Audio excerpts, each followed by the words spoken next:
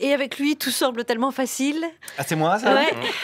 Et s'attaque au sujet difficile, c'est Guillaume Meurice. Oui, alors je vais commencer par présenter mes excuses aujourd'hui. Oui, parce que dans ma dernière chronique sur le FN, j'avais interrogé des Serbes nationalistes et j'avais dit que discuter avec eux faisait chuter l'espérance de vie à 15 minutes.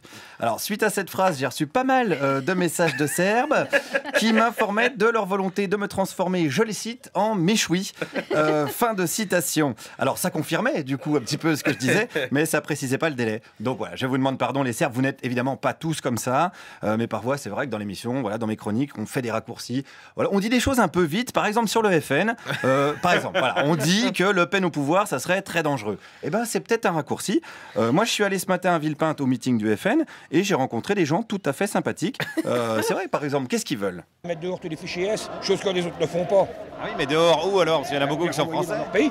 Il y en a plein qui sont français. Eh ben, les incarcérés.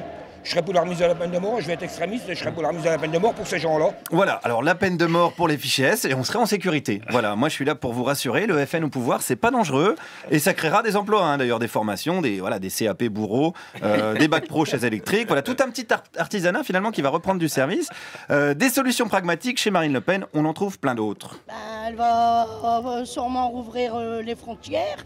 Puis, Elle va rouvrir les frontières? Ouais, ou bien refermer les frontières. Ah oui, voilà, elle va ouvrir ou elle va les fermer, ça dépend, va falloir être un petit peu rapide pour passer, mais il y aura une signalisation, j'imagine. Attention, petit migrant, ne mets pas tes mains dans la frontière, tu risques de te faire pincer très fort.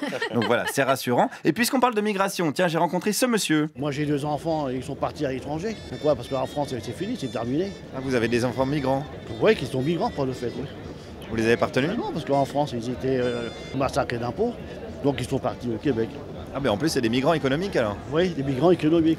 Je croyais qu'au FN on était contre la migration économique. Non, mais ça n'a rien à voir ça. Ah bon? Non, ça n'a rien à voir. Ah voilà, ça n'a rien à voir, parce que dans un sens ça marche, c'est dans l'autre que ça marche pas. Vous avez pigé le truc? C'est un petit peu technique, hein, l'immigration. Donc je résume, envoyer ses enfants au Québec, c'est oui. Organiser des concerts de Céline Dion à Paris, c'est non. Voilà, c'est pour que ça soit un petit peu facile, plus facile à retenir. D'ailleurs, au meeting du Front National, il y a aussi des jeunes qui étaient là pour me rassurer. Par exemple, celui-ci, quelle serait sa priorité? Le nouveau porte-avions, je trouve que c'est bien.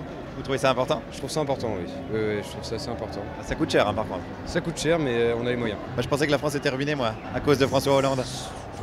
Oui, mais non. Voilà, oui, mais non, on est ruiné, mais on va bien trouver 4 milliards pour filer de la thune aux marchands d'armes. On sera bien protégé sur les Champs-Élysées avec un porte-avions.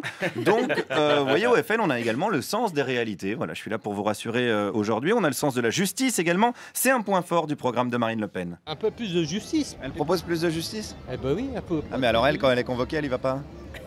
Ah bah ça c'est des histoires de plus de vieux, de plus longtemps quoi. Oui, mais elle se rend pas aux convocations. Non mais je pense qu'après la présidentielle elle va y aller directement. Si elle n'est pas élue, mais si elle est élue. Pareil. Ah oui, mais là elle va se dire je suis président de la République, je vais pas devant les juges. Non, je pense pas. Vous pensez pas? Non, je pense pas. Eh ben voilà, qu'est-ce qu'il vous faut d'autre? Elle va être élue, elle ira devant les juges quand même. Réponds à ça, Bernard Tapie, j'ai envie de dire. Puis elle n'est pas rancunière non plus. Marine Le Pen, elle a accepté Nicolas Dupont-Aignan, alors qu'il a quand même dit des grosses saloperies sur le FN il y a encore une semaine. Mais pour ça, les militants lui en veulent pas du tout. Ce n'est pas grave quand on voit tous les candidats qui se sont dit du mal des uns aux autres et maintenant qui se sont ralliés. C'est tout à fait normal que des gens mentent. C'est normal que des gens mentent? Quand on voit que tout le monde a menti, pourquoi que M. Dupont-Aignan n'aurait pas menti sur le Front National? Eh bien évidemment, puisque c'est une tactique, le mensonge. On défonce le Front National et après, on le prend à pleine bouche. C'est une technique que l'on trouve dans les ports d'OSM, notamment. C'est une technique à l'extrême droite qui a un nom, d'ailleurs, et qui s'appelle la technique Nicolas Bay, du nom du secrétaire général du Front National, fidèle soutien de Marine Le Pen, et qui, en 2004, disait ceci. Marine Le Pen fait ce qu'elle veut, elle lit le programme que son parti lui a préparé. Moi, je me sens rien de commun non plus, d'ailleurs, je m'empresse de le préciser, avec la fille de M. Le Pen. Voilà, rien de commun, rien du tout, puisqu'à la base, il avait même décrit Marine Le Pen comme le vide doctrinal sidéral. Il est bien placé pour en parler. Il est bien placé, mais qui c'est que j'ai croisé ce matin? Dis donc, mais enfin, il était là, Nicolas Bay. Alors, qu'est-ce qu'il pense de cette phrase aujourd'hui? Non, mais ça, c'était une erreur de jeunesse. Vous la regrettez, cette phrase? Oui, bien sûr, mais c'est une question qui se pose plus. C'était une autre période, et vous remarquerez d'ailleurs que c'était des différences qui ne portaient pas sur le fond, ne portaient pas sur les convictions. Voilà, les convictions, elles n'ont jamais changé. Vous avez pu vous en rendre compte compte là durant les dernières minutes. Voilà, chacun sait ce qu'il lui reste à faire dimanche pour que lundi, sur Serbie Inter, il n'y ait pas un chroniqueur qui dise que la France est définitivement un pays de cons.